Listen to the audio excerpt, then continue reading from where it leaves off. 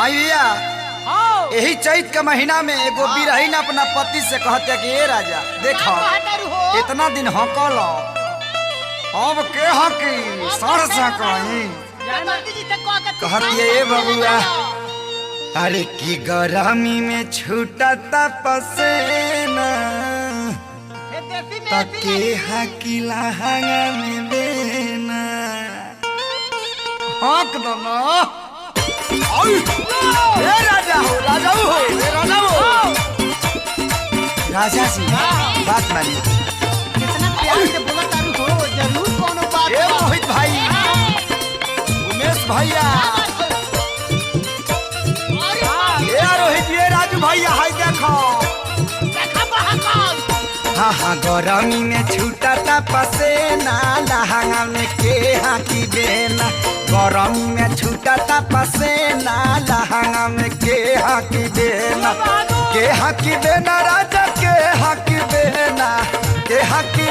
राजा के हाकी देना टपा दादा टपा चुआता पसेना लहंगा में के हाकी देना गरमी में छूटता पसेना लहंगा में के हाकी देना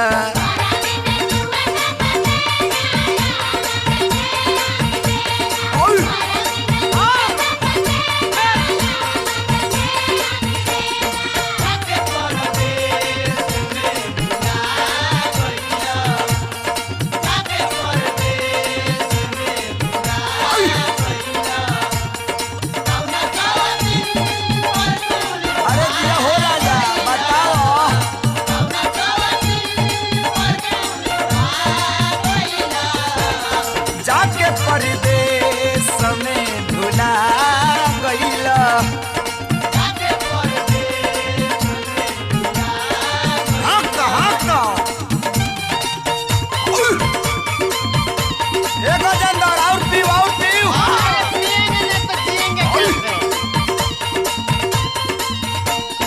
बछिया के नीचे जाके खटिया बिछाई थी रहिते बोला मजी खूबे हकवाईती बछिया के नीचे जाके खटिया बिछाई थी रोहिते बोला मुजी खूबे हकवाईती देवारा दादा देवारा हाँ देवारा चापाट मिलल जे ना लहंगा में के हाकी बेना गरमी में चुआता पसेना लहंगा में के हाकी बेना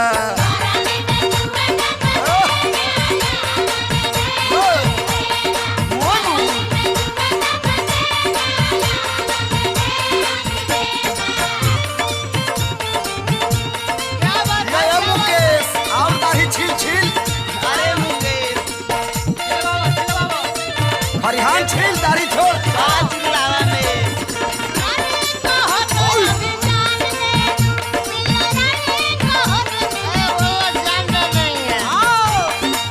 अरे दिया हो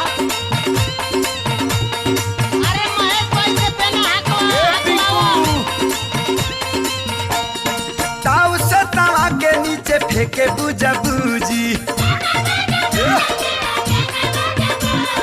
हाल बाबे हाल हके हमर बूझी ताऊ से तवा के नीचे फेंके बुझा बूझी हाल बाबे हाल हके हमर बूझी देखियानी ए दादा देखियानी बानी मारे के ना लहंगा में के हाकी देना गरमी में छूटता पसेना लहंगा में के हाकी देना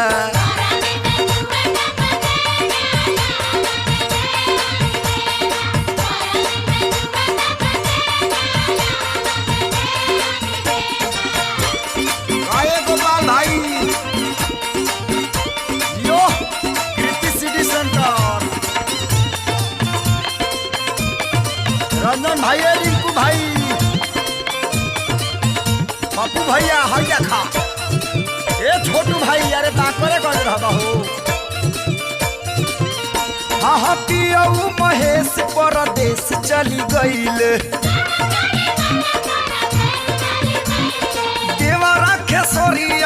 नहीं समझाइले